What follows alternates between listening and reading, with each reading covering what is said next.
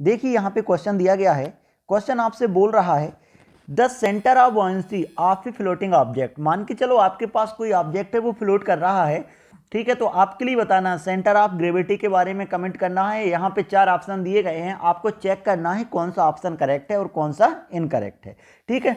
तो इस क्वेश्चन को करने के लिए सबसे पहले मैं एक डायग्राम बना लेता हूँ।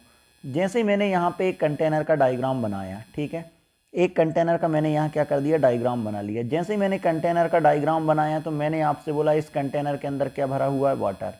और जैसे ही कंटेनर के अंदर वाटर भरा हुआ तो मैंने बोल दिया कि यहाँ की अपर सरफेस पर, ठीक है, इस तरीके का जो सरफेस है बना हुआ है, तो इसका ये वाला पार्ट क्या है, पानी के अंदर है, और बाहर वाला पार्ट है वो कहाँ पर, ये वाला पार्ट पानी के बाहर है। तो इसको मैं दूसरे कलर से मार्क कर देता हूँ कि ये वाला पार्ट है वो क्या है, पानी के बाहर है, वाटर के बाहर है, ठीक है, ये वाला पार्ट अंदर है।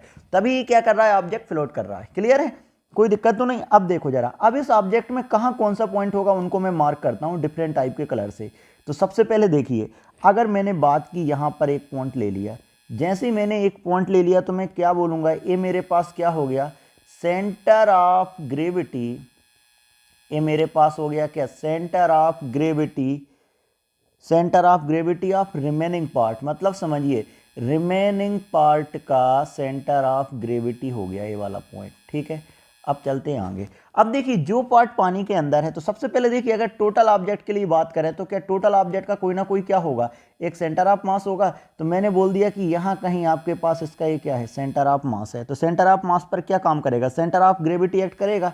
तो ऐसा लिख सकता हूँ क्या, centre of gravity, centre of gravity of whole object, ठीक है। ये मैंने मान लिया कि होल ऑब्जेक्ट का क्या है, सेंटर ऑफ ग्रेविटी, यहाँ पे टोटल फोर्स काम करेगा। अब अगला अपन बात करें सेंटर ऑफ बाउंसी कहाँ होगा, सेंटर ऑफ बाउंसी देखिए, सेंटर ऑफ बाउंसी मतलब यहाँ कहीं इसके पास कोई ना कोई क्या लग रहा होगा, एक एफ भी लग रहा होगा, फोर्स ड्यू टू बाउंसी। तो मैंने क्या बोला कि आपके पास क्या है, centre of bouncy, centre of bouncy. Clear है, मतलब यहाँ पे कौन सा फोर्स काम कर रहा होगा, यहाँ पे आपके पास बॉइंट फोर्स काम कर रहा होगा।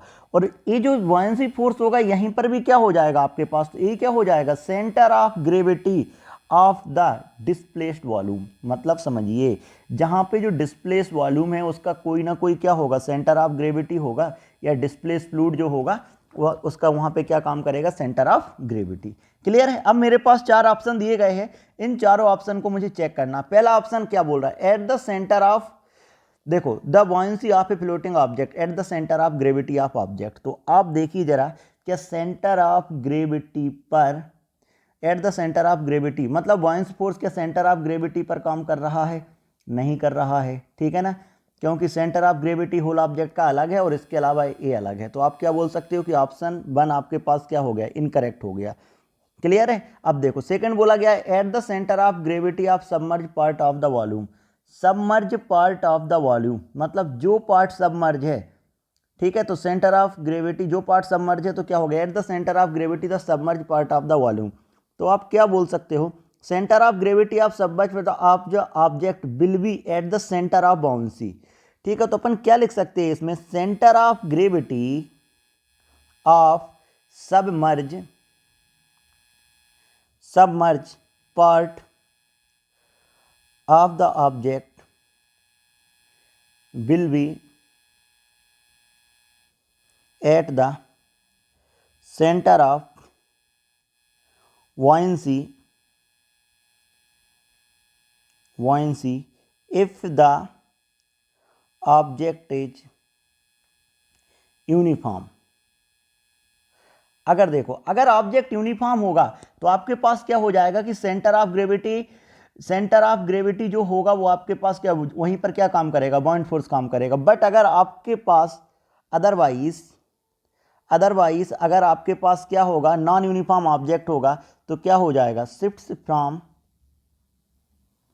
दिस पॉइंट, मतलब दिस पॉइंट का मतलब समझिए, इस पॉइंट को मैं नाम दे देता हूं पी पॉइंट पर, ये क्या हो जाएगा, शिफ्ट हो जाएगा, ठीक है। तो आप क्या बोल सकते हो, submerge part of the object, तो क्या हो गया, at the centre of gravity of the fluid displaced by the submerge part of the object. But condition क्या है यहाँ पे, यूनिफॉर्म ऑब्जेक्ट, ठीक है। तो मैं क्या बोल सकता हूं कि इस क्वेश्चन का मेरे पास ऑप्शन नंबर डी करेक्ट होता हुआ दिख रहा है। बाकी मैं बी वाले को चेक करूंगा तो सबमर्ज वाले पे तो वैसे ही काम नहीं कर रहा है। Centre of gravity of remaining part यहां पर भी ये काम नहीं कर रहा है, तो बी भी रॉन्ग हो गया, सी भी रॉन्ग हो गया, आपके पास करेक्ट ऑप्शन क्या आ गया, डी आ गया। तो मैं बोल सकता हूं कि इस क्वेश्चन का मेरे पास करेक्ट ऑप्शन डी है। Hope you understand the solution. Thank you.